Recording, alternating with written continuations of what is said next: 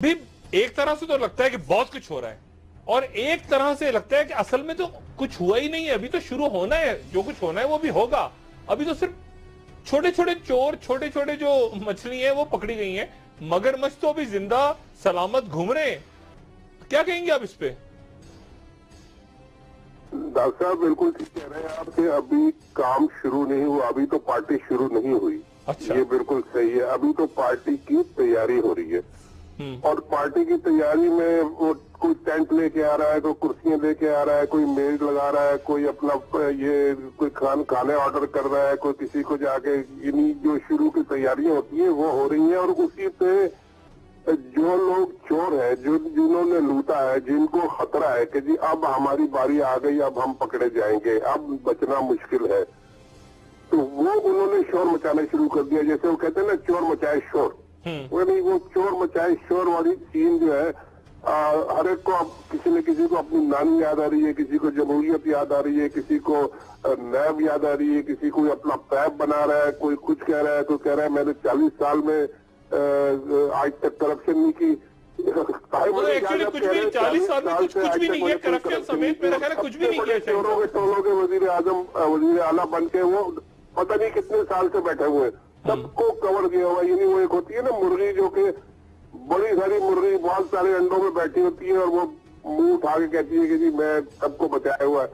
वो कहते हैं मैंने आज तक एक पैसे की करप्शन नहीं की। तो ये अभी तैयारी हो रही है, ये तैयारी हो रही है। और जब ये काम शुरू होगा तो फिर आप देखें कि चीजें कैसी निकलेंगी। फिर तो पता नहीं किस किस को कौन कौन सी नानियां याद आएंगी। अच्छा, नहीं शाहीन साहब, मुझे अब ये बताएं, अगर अब नहीं हुआ तो फिर कभी नहीं होगा, ये भी मैं आपको बता दूं। ये अब इसका टाइम आ गया है। अच्छा, नहीं लेकिन ये यानी मुझे थोड़ा सा ये समझाएं, जमहूरियत तो अपनी जगह उसको रहना चाहिए और जाहिर है कि आप बहुत खूब लड़े मुशर्रफ साहब के दौर में, जो भी उनका मार्शल दौर था, या बात ये है, और हम भी लड़े। बात ये है सारी कि ये इस वक्त ये कैसे हो रहा है कि एक चोर को आपने पकड़ लिया, तो चोर का जमहूरियत से या सियासत से क्या ताल्लुक? चोर तो चोर है ना, एक डाकू है, चोर है, लैंड ग्रैबर है, उसने परमिट लिए हैं, उसने एलपीजी के पे घपले के अब अरबों खरबों कमा के वो ले गया मुल्क से बाहर महलों में। तो उसका वो और जमहूरियत ये कहां मिक्स हो रहा है? ये लोग बेवकूफ है इतने ज्यादा कि ये इन्होंने जमहूरियत के नाम पे ये सारा कुछ किया है ना सर। असल तो बात यह है कि जमहूरियत के नाम पे इन्होंने इलेक्शन लड़ लिया, इलेक्शन जीत लिया, जिस तरह भी जीता, चाहे वो धांधली थी या नहीं थी, जो भी था, अपने अपने इलाके हर एक की अपने अपने पॉकेट से उसमें वो कंट्रोल करते हैं, जागीरदार है, सरमाया, जो भी आप कहें, जो भी सिस्टम हमारा है उसके तहत ये आ गए। और अब उसके बाद उन्होंने कहा अब हमारा हक है कि हमें पूरी खुली आजादी, खुली छुट्टी है, मादर पिदर आजादी है। जमहूरियत में सर ये नहीं होता। जमहूरियत एक सिस्टम है, जमहूरियत एक ऐसी गाड़ी है जिसमें उसकी अपनी ब्रेकें भी होती है, उसमें अपने हॉर्न भी होते हैं, उसमें अपना अलार्म भी होते हैं, हर चीज होती है जमहूरियत में। वो सब चीजें आपने डीएक्टिवेट कर दी है और फिर अब गाड़ी को दौड़ा दिया है कि बस लूटो मारो और चलो चलो चलो और कोई रोके ना इसको। तो ये गाड़ी तो जा ही रही है, यानी जो एक एक्सीडेंट की तरफ, इसको कोई रोकेगा नहीं तो जाके टक्कर मारेगी किसी दरख्त से या दीवार से या पहाड़ से। या अब मुझे लगता ही है कि वो पिंडी के हमारे जो दोस्त हैं, फौजी भाई और वो बाकी सब जो है, उनको जाके टक्कर मारने के लिए खड़े हो गए। और ये सारा शोर और जो सारा ये गोलगप्पा जो मचा हुआ है। शाहीन साहब, क्या जमहूरियत खतरे में, क्या जमहूरियत खतरे में है इस वक्त? ये और कुछ नहीं है। और अभी ये काम जब शुरू होगा, शाहीन साहब, क्या जमहूरियत खतरे में है? वाकई आपको लग रहा है? इस तरह से शोर मचाता है। क्या जमहूरियत खतरे में है, आपको लग रहा है? ये कोई जमहूरियत खतरे में नहीं है सर। जमहूरियत को तो चाहिए था इन चोरों को पहले निकाल देते और दूसरे लोग बैठ जाते। यानी इसमें जमहूरियत का क्या खतरा है? आप एक चीफ मिनिस्टर को हटा दें, आप दूसरा इलेक्ट कर ले। अगर एक असेंबली को हटा दें, आप दूसरी इलेक्ट कर ले। एक वजीर आजम को हटा दें, आप दूसरे नया इलेक्शन करा के नया वजीर आजम कर दे। जमहूरियत तो चलती रहती है। जमहूरियत को क्या खतरा है? ये इन लोगों को खतरा है जिन्होंने लूट मार की है, जिनकी गर्दन अब आ गई है फंदे के अंदर। अच्छा, शाहीन साहब, ये और असल बात यही है। और ये मगर बात यह है कि अगर इनको अभी नहीं पकड़ा गया और इनके ब्लैकमेल और इनकी ये जो बुलिंग जो है और जिस तरीके से ये शोर मचा रहे हैं, इसमें अगर लोग आ गए और प्रेशर में आ गए और दब गए और काम रुक गया, तो फिर इनकी बहुत बहुत बड़ी फतह होगी। फिर इसको कोई नहीं रोक सकता डॉक्टर साहब। और अगर अभी ये नहीं रुके और ये काम चलता रहा तो फिर ये सफाया होगा और बड़ा बड़ी क्लीनिंग जिसे कहते हैं ना, क्लीनिंग होनी है। और वो क्लीनिंग हो गई, जमहूरियत आपकी चलती रहेगी, दूसरे लोग आ जाएंगे, अच्छे लोग आ जाएंगे, अपना काम करेंगे, आके इलेक्शन होंगे, लोग जीतेंगे, अच्छा, मुझे ये बताएं शाहीन साहब, मुझे ये बताएं, रुकेगी चोरी, ये लूट मार बंद होगी और मुल्क का कुछ फायदा होगा। अच्छा शाहीन साहब ये बताएं, ये अल्ताफ हुसैन साहब का तो हमें समझ में आया कि 9-0 पे छापा पड़ा, मैंने पहले भी बात की थी, उसके बाद वो एक रिएक्शन हुआ। MQM की मैं बात नहीं कर रहा, मैं अल्ताफ हुसैन साहब की बात कर रहा हूँ। अच्छा, फिर ये मंजूर काका को पकड़ा कराची में, तो जरदारी साहब का रिएक्शन हुआ और उसके बाद वो ज़ाहिर ईंटें और वो सारा मामला हो गया। अब एक दिन दुबई का होता है, फिर नहीं होता, फिर जाना है आना है, मतलब एक कंफ्यूजन हर तरफ है। यहाँ मरकजी हुकूमत फंसी गई है, उधर छापे पड़ने शुरू हो गए हैं, पंजाब इसको पकड़, वो पकड़, ये करप्शन, वो कर, ये सारा। मियां साहब, आपने मियां साहब को बहुत कवर किया है, स्टोरीज की हैं, देखे हैं, मिले हैं उनसे, देखा है। मियां साहब क्या सोच रहे हैं इस वक्त? मतलब अगर आप सबके माइंड रीड करें तो मियां साहब क्या सोच रहे हैं? क्या हुआ, क्या है, ये क्या हो रहा है चारों तरफ? मियां साहब का तर्ज हुकूमत जो है ना, उनका तरीका वारदात कह लें या तरीका कार कह लें या तरीका हुकूमत जो है, वो अपने फैमिली के अंदर और अपने चंद लोगों के अंदर वो सारी उन्होंने पावर रखी हुई है। उससे बाहर वो किसी पे ट्रस्ट नहीं करते। यानी अपने से बड़े साथी, पुराने से पुराने साथी जो है ना, वो ख्वार कर रहे हैं, उन किसी के पास पावर नहीं है। 2-4 लोग हैं जिनके पास है पावर।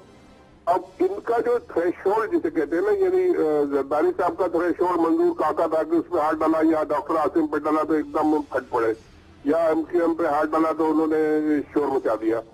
इनका थ्रेशोल्ड जो है मेरा ख्याल काफी डीप होगा। डीप इस तरह होगा कि आप इनके इर्द गिर्द के ये जो नामालूम लोग हैं, जो बेताकतवर लोग हैं, जिनके पास कोई ताकत, उनमें से पकड़ लें, आप 2-4 को पकड़ लें, साद रफीक को पकड़ लें, ख्वाजा आसिफ को पकड़ लें, इसको पकड़ लें, ये जितने फिर रहे मुशाहिदुल्लाह को उन्होंने खड़े खड़े निकाल दिया, किसी ने चूं तक नहीं की। इस तरह के लोगों को आप पकड़ लें तो ये बर्दाश्त कर लेंगे चुप करके, ताकि ये थोड़े दिन महीने निकल जाए, ताकि फिर इनका मौका दोबारा जब लगे तो फिर ये बदला लें।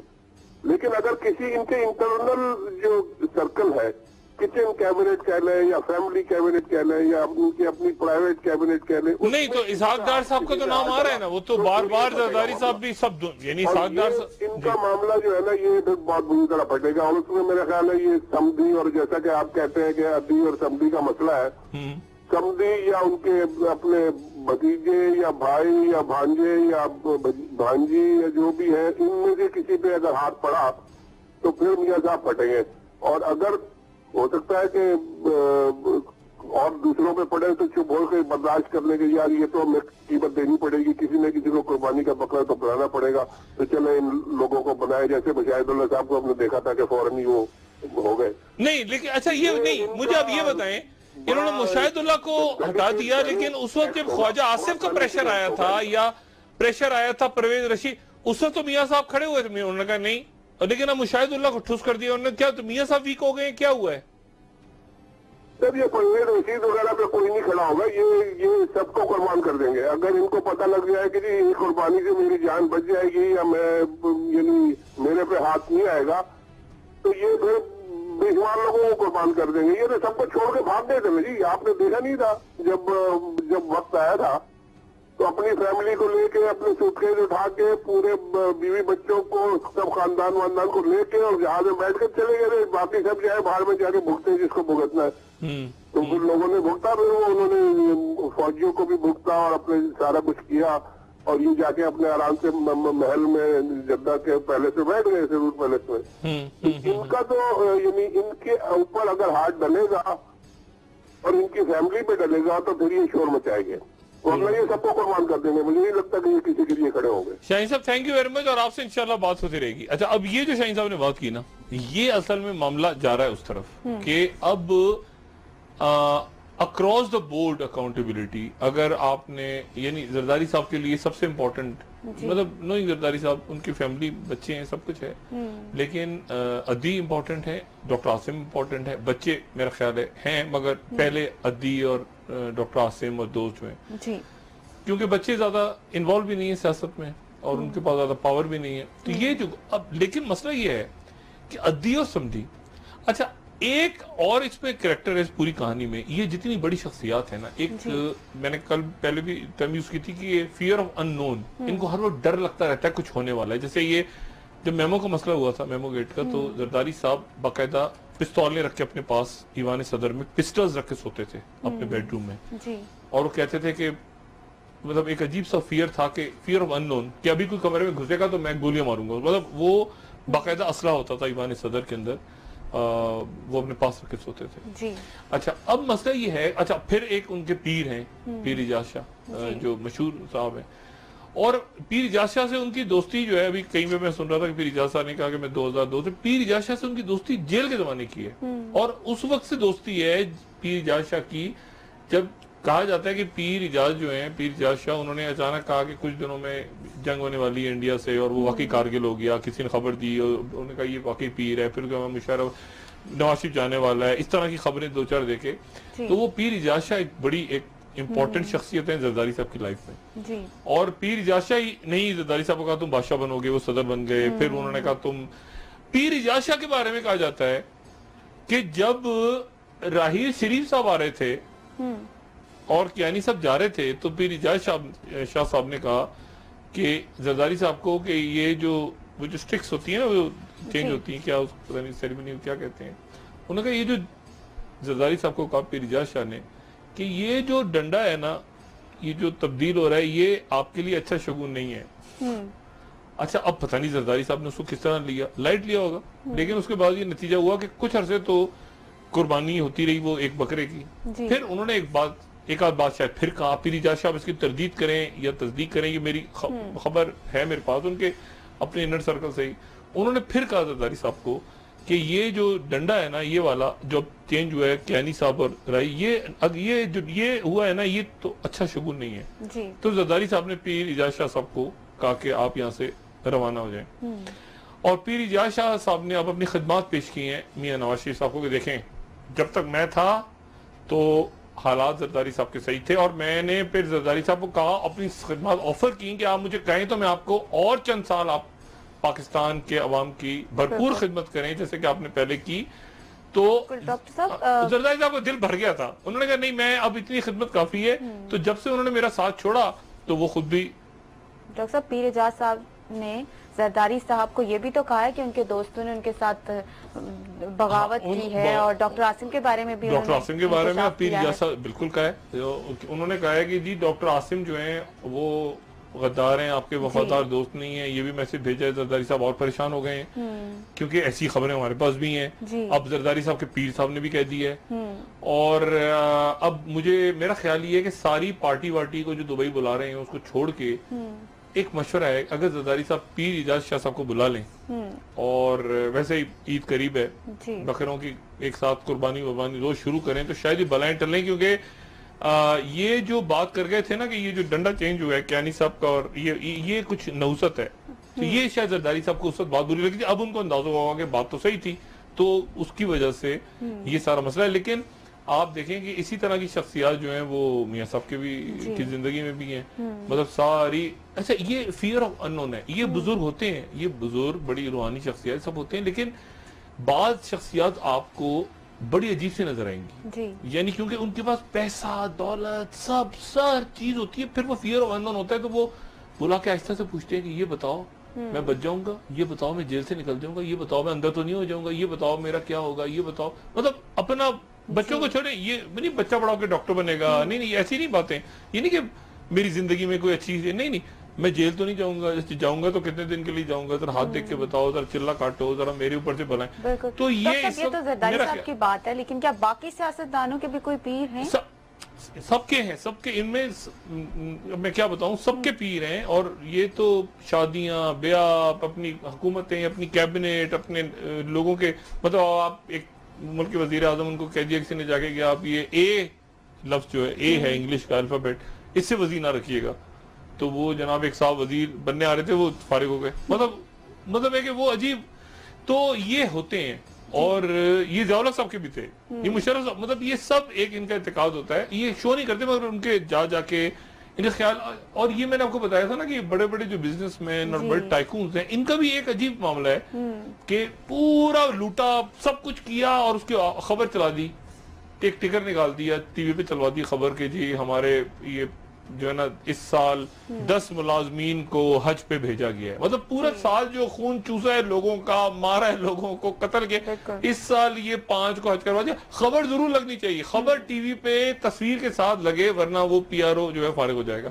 अच्छा, फिर इमेज बिल्डिंग एक नई चीज है। अब ये सारे चोर जो पकड़े जा रहे हैं ना, लोग बड़े परेशान हो रहे हैं क्योंकि कभी किसी का इमेज बिल्डिंग, आपने सुना था इमेज बिल्डिंग? अब इमेज बिल्डिंग कंपनी है कि यार मेरे पास पैसा बहुत है मगर मुझे गालियां देते हैं लोग सारी, तो कहते हैं सर हम आपकी इमेज बिल्ड करते हैं ना, आप हमें पैसे दें, हम आपको फरिश्ता बना के जाए। तो इमेज बिल्डिंग होती है बाकायदा, यानी एक चोर डाकू फ्रॉडिया इमेज बिल्डिंग हो रही है उसकी, वो चेक दे रहा है, वो ये दे रहा है, वो इमेज बिल्डिंग। बिल्कुल ठीक है डॉक्टर साहब, एक ब्रेक की तरफ ये एक नया फिनोमेना। लेकिन ये जो आपने बात की ना कि जमहूरियत खतरे में है, ये बड़ा एक इंपॉर्टेंट पॉइंट है क्योंकि पाकिस्तान ये ऐसे या तो निजाम लरज रहा है, लरज हो रहा है क्योंकि स्टेटस को टूट रहा है ना, लेकिन उसके नतीजे में मेरा अपना ख्याल है कि जमहूरियत नहीं जा रही। अब ब्रेक लें, क्यों नहीं जा रही? बिल्कुल डॉक्टर साहब, एक ब्रेक के बाद इस पे बात एक ब्रेक ले लेते हैं जी नाज़रीन, एक ब्रेक, स्टे विद अस।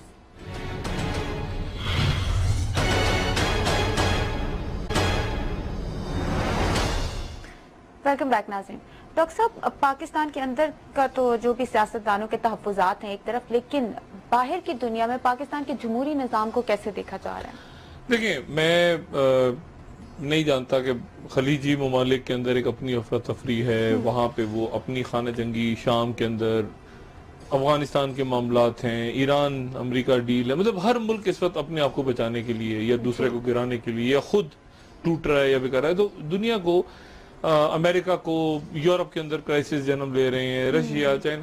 तो असल जो बात है वो ये है, बज़ाहिर ऐसा लगता है कि वो जमहूरियत की तारीफ तो करेंगे, तारीफ करने वो उसी तरह जमहूरियत को की तारीफ करेंगे जिस तरह मियां नवाज शरीफ साहब फौज की करते हैं या जरदारी साहब फौज की करते हैं। मतलब जुबानी तो करनी पड़ती है ना, वो तारीफ करते हैं कि ये क्या मसला है। देखिए, बात यह है कि आप कुछ यकीन दहानियां करवा के आए थे, इसमें तो कोई शक नहीं ना, मतलब किसी को कोई दिलचस्पी, आपने कोई यकीन दहानियां करवाई थी। वो यकीन दहानियां क्या थी? वो यकीन दहानियां ये थी कि जी मुशर्रफ साहब डबल गेम कर रहे हैं, हमें अब मौका, ये एनआरओ था, मिसाके जमहूरियत को रखें एक तरफ साइड पे, एनआरओ था ना, एनआरओ और फिर मिसाके जमहूरियत उसमें मिक्स हो गया। बाद में मियां साहब से भी कह दिया गया कि आप ये मिसाके जमहूरियत पे चलेंगे, एनआरओ को भी मानेंगे। अच्छा, अब मसला ये है कि वो ये था कि मुशर्रफ साहब डिलीवर नहीं कर रहे, हमें मौका दें। मुशर्रफ साहब के पास पब्लिक सपोर्ट नहीं है आपके मिशंस को पूरा करने की, हम आपको डिलीवर करेंगे, हमें लेकर आइए। और फिर हम आ गए। तो फिर उसके बाद जब करप्शन शुरू हुई तो बाहर वालों ने कहा कि यार ये क्या मुसीबत हो गई है, मतलब यूएसएड का पैसा खा गए, मतलब वो एजुकेशन फंड खा गए, भाषा डैम सामने पड़ा हुआ है, नंदीपुर, डोंगफोंग, वो फिर उन्होंने बाहर की कंपनियां भी 2 नंबर माल आ रहा है, अभी तुर्की की कंपनियां निकलेंगी आपको ये मेट्रो बस में से, अभी आपको चाइना के बेशुमार जो दौरे होते थे उस जमाने में, आपको याद है जरदारी साहब हर महीने 3 महीने बाद 2 महीने बाद हर हफ्ते में चाइना, तो चाइना आपको निकलेगा बेशुमार। अभी आप चाइना के स्कैंडल, बड़े शुमार स्कैंडल, चाइना में प्रॉपर्टियां निकल के आएंगी। अब मसला ये है कि ये जो वो था कि मुशर्रफ डिलीवर नहीं कर सकते, हम डिलीवर करेंगे जी, हम डिलीवर करेंगे, हमें ले आइए, ये बेसिक था। मुशर्रफ डबल गेम कर रहे हैं, फला जो भी था, हम आपको डिलीवर करेंगे। अब डिलीवर क्या करना था, वो डिलीवर खुदा जाने। बाहर वालों ने जब कहा कि यार एक मिनट ये करप्शन क्यों हो रही है, तो उस वक्त ये नारा लगता था कि जी आपको करप्शन में इंटरेस्ट है या दहशतगर्दी में? हम दहशतगर्दी देखें ना, मुझसे हम इतना बड़ा वो कर रहे हैं, आप करप्शन कर रहे हैं। इंपॉर्टेंट क्या चीज है? इंपॉर्टेंट चीज है दहशतगर्दी खत्म करना। आपका मसला दहशत सुसाइड, हम उसके लिए हम तो ये खाते गए लूटते गए। और ये वो वक्त था बदकिस्मती से जहां रियासत को एक रेड लाइंस क्रॉस करनी चाहिए थी कि इससे ज्यादा नहीं हो सकता, बाहर की पावर्स के सामने मुल्क को खड़ा हो जाना चाहिए। देखिए इस वक्त पाकिस्तान में, इंडिया में हुआ है ना अभी ये 1965 के 50 साल मनाए, उनकी हुकूमत ने मनाए, उनकी हुकूमत मना रही है। पाकिस्तान में पहली मर्तबा हुकूमत ने नहीं मनाए, अवाम ने मनाए। 14 अगस्त आवाम ने मनाए और 6 सितंबर भी आवाम ने मनाए, हुकूमत सिर्फ इश्तिहारों में थी। ये है वो कंपल्सिव इंटरवेंशन कि जहां लोग ऐसे खड़े हो गए और पाकिस्तान यूं खड़ा हो गया। अब लोगों को नहीं पता, मुझे हकीकतन नहीं पता कि इस वक्त पाकिस्तान मियां सब चला रहे हैं, राई शरीफ सब चला रहे हैं, अवाम चला रही है। मुझे ऐसा लगता है जैसे कोई कुदरत का सिस्टम होता है ना, जो मैं बार बार कह रहा हूं, मकाफात अमल, कि लोग, अल्लाह ताला का कोई निजाम ऐसा है कि लोग यानी बड़े बड़े बुत, ऐसे ऐसे बुत यानी टूट रहे हैं और उनको हथकड़ियां लग रही हैं, उनको छापे पड़ रहे हैं, उनके मुलाजमीन खुश हो रहे हैं। ये कमाल देखें आप, उनके मुलाजमीन जिनको वो धुतकारते थे, लानत भेजते थे, उनको अपने जानवरों की तरह उनको रखा होता था घर में, मुलाजमीन खुश हो रहे हैं। अच्छा, कई तो ऐसे हैं जो कह रहे हैं कि यार जल्दी साहब जाएं जेल ताकि हम इनके घर में आराम से सोएं। मैं एक दफा, हम भी तो जरा गर्म पानी और ठंडा पानी और गिलास में, शीशे के गिलास में पानी पी के थे, मतलब ये इन्होंने हाल किया हुआ है। आप अभी हम कराची को रो रहे हैं ना, कराची के अंदर ये हुआ, बिल्डिंग कंट्रोल फलाना, जरा इंटीरियर सिंध जाए आप, किसी को थर याद है? किसी को याद है कि अभी सिंध में तो दाखिल नहीं हुए ना आप, ये तो कराची से टपक करके पंजाब में आ गए, सिंध तो खाया गया पूरा। अभी तो पूरा जो सिंध है, लाड़काना, यानी मैं डॉ मेडिकल यूनिवर्सिटी पढ़ा हुआ है, चांद का मेडिकल कॉलेज, सिंध यूनिवर्सिटी, जिन तालीमी इदारों के सरबराह, higher education, doctor Asim Hussain निकल रहे हैं। यानी आप जरा अंदाजा लगाएं, वो वाइस चांसलर्स लगा रहे हैं यूनिवर्सिटियों के, और वाइस चांसलर्स किस बेस पे लगा रहे हैं, क्या क्राइटेरिया। और हिलाल इम्तियाज, यानी पिछले चंद सालों में जिन लोगों को हिलाल इम्तियाज और तमगा इम्तियाज मिला है, जरा आप उनकी लिस्ट निकालें तो आपको नजर आएगा। एक तरफ जो रियासत पाकिस्तान ने फैज अहमद फैज को दी है, वो दूसरी तरफ एक डाकू को दी है। यानी पिछले 5 सालों में ऐसी, मेरी तो ये गुजारिश है या तमन्ना है या आरजू है इंसान की जिंदगी कि ये जितना जलील पाकिस्तान के इन बड़े बड़े तमगों को और एजाजों को पिछले 5-7 साल में की है, इनको मेरा ख्याल है मंसूख करे सुप्रीम कोर्ट। सुप्रीम कोर्ट एक सुमोटो ले, और ये सारे जो मेरिट से हटके, जो मेरिट में दिए गए वो ठीक है, जो मेरिट से हटके आपने अपने दोस्तों को, पार्टियों को, अपने आप को पहना दिया, ये मुझे पहना दो, ये मुझे पहना दो, ये मेरे बच्चे को पहना दो, ये मेरे दोस्त को पहना दो, हिलाल इम्तियाज, तू तमगा इम्तियाज, तू शुजनार, यानी आप हैरान हो जाएंगे। वो लिस्ट आप खोलें तो आप कहेंगे यार आधे तो यानी कन्विक्टेड है, कुछ ऐसे हैं कि जो सजा याफ्ता थे उनको बतौर सदर उनकी सजा माफ हुई, उसके बाद उनको टाइटल्स दे दिए, सेनेट में भेज दिया, वजारतें दे दी। मतलब आप कहेंगे यार ये क्या हुआ इस मुल्क के साथ। और मैं इसमें एक और बात सोचता हूँ, मैं कहता हूँ अभी तो हमने शुरू नहीं किया ना, ये अभी तो सफाई हो रही है। ये सारी जो सफाई हो जाएगी, स्टील मिल में लूट लिया, PIA में लूटा, डैम नहीं बने, डैम बिजली बंद, ये सारे आपने पकड़ लिए। अब इन अदारों को खड़ा कौन करेगा? एक नया मसला है, वो ये है कि इनको खड़ा, PIA तो आपने तबाह कर दी, खा गए, आप खा के भाग गए, पकड़ लिए, पैसे आ गए, इन अदारों को कौन बनाएगा दोबारा? बनने में तो साल लगते हैं।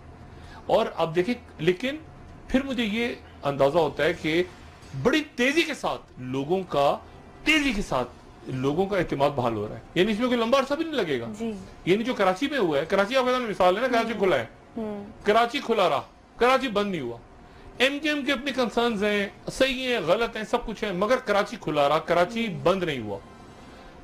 अब मसला ये है कि ये जब इतनी तेजी के साथ लोग तैयार हैं एक चेंज को बर्दाश्त करने के लिए, तो मुझे यकीन है, और लोग खुश हैं, लोग इंतहाई खुश हैं। लोग कहते हैं यार आज क्या मजा नहीं आया खबरों का, यार आज को पकड़ा नहीं गया। मतलब अब लोगों की एंटरटेनमेंट ये है कि फलाने को पकड़ो, फलाने को मारो, फलाना चोर इधर से गिरफ्तार, कोई एयरपोर्ट से, मतलब लोगों की ये सबसे बड़ी ख्वाहिश एंटरटेनमेंट है कि रोज 2-4 मोटे मुर्गे पकड़े जाएं। लोग, आप खुशी देखें जरा, आप सड़कों में जाए, लोग कितने खुश हैं, लोग खुश हैं कि यार इसको पकड़ा, इसको मारो, छितरौल जूते मारो, इसमें पैसा निकलो। तो ये पब्लिक सेंटिमेंट है। मैंने जो बात पहले भी की थी, कल भी की थी, और मैं आज भी कह रहा हूं, अभी लोगों को इनकी सिर्फ करप्शन का पता है जी। और ये मैं जमहूरियत या मार्शल्लाह या इधर उधर की बात नहीं कर रहा, मैं बात कर रहा हूं कि जो गारंटीज आपने दी थी, जो आपने बातें बाहर की थी स्ट्रेटेजिक नोयत की, अफगानिस्तान में ये करेंगे, जो आपने अरब ममालिक के साथ बातें की थी, जो आपने अमेरिका में, मतलब ये जो जिसे कहते हैं ना कि जो लिखे नहीं गई चीजें जी, अनरिटन एग्रीमेंट्स हैं, वो क्या थे कि हमें दें आप तो हम आगे से क्या करेंगे। जब वो लोगों को पता चलेगा मेरे ख्याल से वो ना ही पता चले तो बेहतर है, क्योंकि उसमें इतनी खौफनाक बातें थी जिनकी तरफ मैंने कल भी इशारा किया था कि आपके स्ट्रेटेजिक एसेट्स, आपकी फॉरेन पॉलिसी, आपकी नादरा के अंदर है, देखे ना आपकी खबरें आ रही हैं, नादरा का डेटा चोरी हुआ इस दौरान, ग्रेट ट्रैफिक चली, रिकॉर्डिंग्स गई, क्या कुछ होता रहा। और ये अजीब सी बात है कि हिलरी क्लिंटन जो है उनकी आपने बताया ईमेल्स लीक हुई हैं, तो वो ईमेल्स जो लीक हुई हैं तो हिलरी क्लिंटन वहां से जो ईमेल्स उनकी लीक हुई हैं तो पता चल रहा है कि 2010 में हिलरी क्लिंटन कह रही हैं जरदारी साहब को कि आप जरा इंटीरियर सिंध का दौरा कर लें, तो जरदारी साहब हिलरी क्लिंटन की ईमेल पे सिंध आ रहे हैं और सिंध का दौरा कर रहे हैं सैलाब का।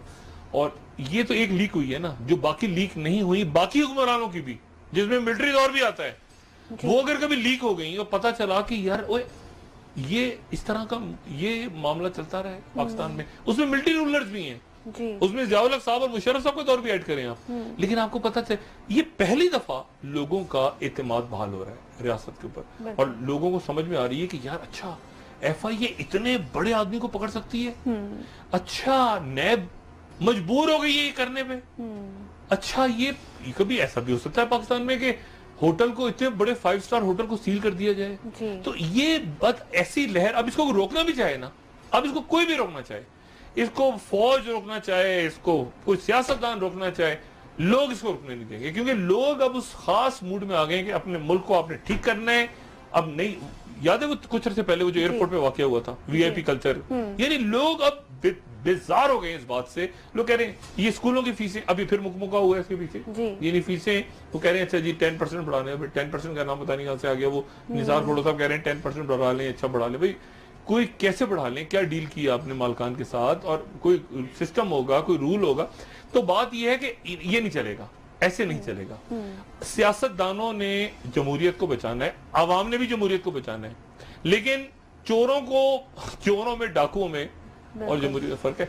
और मेरा ख्याल है बड़ा जुल्म हुआ इलेक्शन कमीशन में उस वक्त, अगर ये बैंक डिफॉल्टर्स को, ये बैंकों के तो आ गए हैं ना सारे खाते, ये बैंक डिफॉल्टर्स और मेरा ख्याल है अकाउंट सारे सील करके ना इनके सबके, क्योंकि लोग अब ये कह रहे हैं कि यार इसको पकड़ने का फायदा क्या, पैसा तो ले गए, अच्छा ये भी कह रहे हैं यार पकड़े गए तो क्या हो गया, साल 2 साल गुजार लेंगे और हमारी 10 नस्लें खाएंगी, इनका पैसा वापस आना चाहिए। और मैं आपको ये कॉन्सेप्ट भी तो है कि नैब के साथ अभी जो गिरफ्तारियां की जा रही हैं प्ली बार्गेनिंग करके छुड़ा के फिर वापस आ जाएंगे, नहीं ऐसे नहीं होगा, वो इस तरह नहीं हो रहा, इस तरह होने नहीं जा रहा, इस तरह ये तो हुआ ना जैसे कासिम इम्तियाज साहब ने बात की और लोगों ने प्ली बार्गेन की, ये लोग इसको एक्सेप्ट अब नहीं करेंगे। अब ये लोग नहीं करेंगे कि आपने 1 करोड़ रुपया लूटा है तो उसमें से आप 80 लाख वापस कर दें, 20 लाख मैं रख लेता हूँ यार, और बाइज्जत बरी हो गया, बाहर जाके फिर इलेक्शन लड़ा आपने और हाँ क्या लगाया आपने, ऐसे नहीं होगा। आपको पता है अभी एक बैंक के साथ क्या हुआ है, एक बैंक अभी इस दौर में क्या हुआ है, एक बैंक से कर्जा लिया, पता नहीं 60 करोड़ या 58 करोड़ कर्जा लिया, और कर्जा उसी बैंक से कर्जा लेके उसे खरीद लिया, उसके शेयर उसी बैंक को खरीद लिया, उसी बैंक से कर्जा लेके।